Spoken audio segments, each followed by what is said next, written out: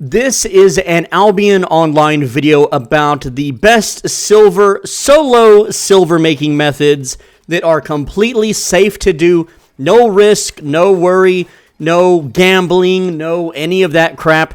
And we're starting off with doing tier 7 mapped dungeons in a tier 6 yellow zone. Now I'm using a full 8.4 light crossbow set with Spectre jacket and Crypt Candle, and it's okay fast. It's about as fast as you can get clearing these dungeons. You can clear a floor in about 1 minute and 40 seconds to 3 minutes, depending on the floor size, but unfortunately, we will never get the early 2020 rates back, and so this method isn't very good. Now, this is 30 minutes of, again, tier 7 mapped solo dungeons in a tier 6 yellow zone, and each map is about 5,000 to 8,000 silver. I think 5 maps is 40,000 silver. So that's 8,000 right now at the moment on West, at least. And the fame per hour, if you're pausing or slowing the video down to check out the fame rates, do note that I have an 8.4 satchel turned on and equipped, and that's why it's so high. But the fame rate, this video is not about fame, but if you're curious, the fame rate is the same as open world tier 6 yellow zone mobs without a satchel. So this is not something you should ever do for fame. It's just not. And the pitiful silver per hour means it's not worth doing for silver at all ever. You are better off spending 1 hour gathering and 1 hour fame farming than you are 2 hours doing this activity. But you know, there's always doubters, there's always haters that believe, oh no, you just didn't get lucky, or the one time I did a dungeon, I got 2 million. Well, yeah, you got lucky, you got a jackpot. You know, millions of people go to casinos, and 99% of them leave with nothing. They leave with no money, they leave with nothing. They are broke. Now, thankfully, in Albion Online, it doesn't really cost anything except your time in order to generate silver and fame and stuff. But the point is that because there's better alternatives, doing what I'm showing you on the screen here, not worth it one bit. Now, after this, we will then do some skinning, some blue zone skinning. So I'm going to go ahead and start talking about that. Even though it's not on the screen yet, it's going to take a few more seconds to show up. But essentially, you need a full gathering set, you need Avalonian tools, you need, as a skinner, to be able to one-shot every mob with an auto-attack with your hide animal poison active. You need journals, and preferably, I will show the results with and without, you need laborers. Now, without laborers, you're losing a little bit of silver. It's not too much, but over the course of several months or even years, and again, I've been playing this game like 5 years now, right? So, and I didn't start laborers until like 6 months in, right? But imagine if I went like 3 to 4 years without laborers, I'd be so far behind than what I currently am.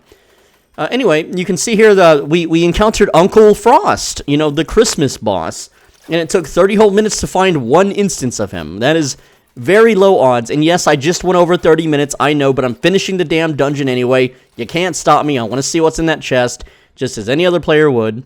And again, if you want to see all the detailed results, I do type this out live as I recorded it.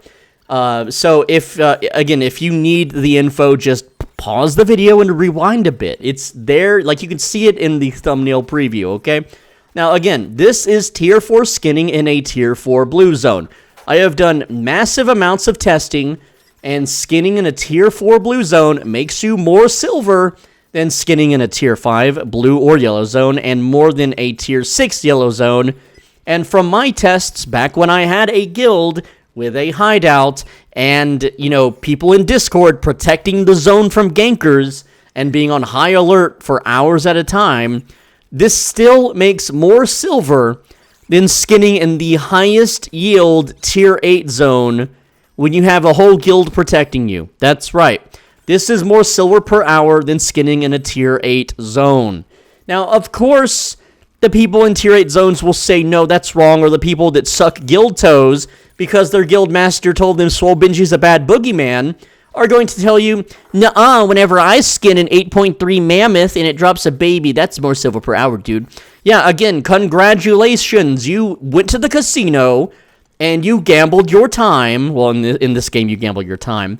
And you got lucky. Wow, congratulations, you got so lucky with your 8.3 mammoth, whatever, and baby drop. Wow, you're so cool, man. I wish I was as lucky as you.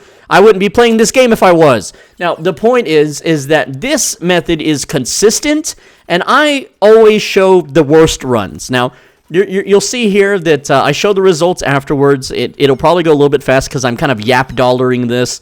But essentially, this is one of my crappier runs, and even then, it is still really good. Now, a lot of people also, they ask me all the time, well, I can't get this much per hour even though I have the exact same gear as you. And then I would be like, can you show me your footage? Can you show me a clip of you gathering? And the ones that actually know how to make a recording of their gameplay do. And I look at it, and they're out here with either no gathering gear, they don't have an Avalonian tool, they're not tier 8 gathering, they're not one-shotting the mobs when they skin them, or they're out gathering everything. They're wearing a skinning set, and they're spending half their gathering time mining ores and picking up cotton or fiber. And yeah, you'll see me occasionally grab some ores and some fiber, but that's because it's enchanted. Otherwise, it's not worth my time to stop and pick every tier 4 cotton node or whatever it is. I forget the name right now, but the reason why it's not worth it is because that time could be better spent skinning animals and getting that hide yield bonus, the bonus from my gathering set. Now, of course, if you are gathering in tier 5, tier 6, tier 7, or tier 8 zones, this rule does not apply. You should gather everything not bolted down to the ground, regardless if you have gathering gear or not, as gathering gear does not give you that much of a bonus when you're gathering the high yield stuff. Yeah, it gives you a bonus, and there was a baby drop right there. I actually got 2 baby drops this run. I normally average 3 per 30 minutes, but I only got 2, and I did get a tome, so it kind of evens out a little bit, but anyway, I even factor in repairs, and I show you the amount before journals, if you sell the journals without journals. I also show you that one journal is 57 tier 2 hide, so 43 journals refilled is 2,451 tier 2 hide, which I then pull out of storage to show you that once you process the journals, this is how much you make, 801,000 in 30 minutes times 2, because 30 minutes goes into 1 hour twice, is 1.5 million an hour. All right, and I know it's actually more than that, but you factor in that double repair bill. Now, this is a real quick one about flipping. I was able to put in a buy order for a skin for 10 million, and then someone sold it to me. And then I found someone else's buy order in Limhurst. It's 15 silver to transfer a skin from Bridgewatch to Limhurst, and they were offering 20 million. So I got about 8 million silver profit. Now, this is me just talking about, hey, it's potion crafting day. I'm a potion crafter. Let's do some quick math, see if it's worth doing, see if the economy is worth it. And in this case, it clearly wasn't. Now, this is about card swiping. If you card swiped $5, how much silver could you get? Here's the results, and click the video on the right side of your screen. If you don't, you're going to stub your toe.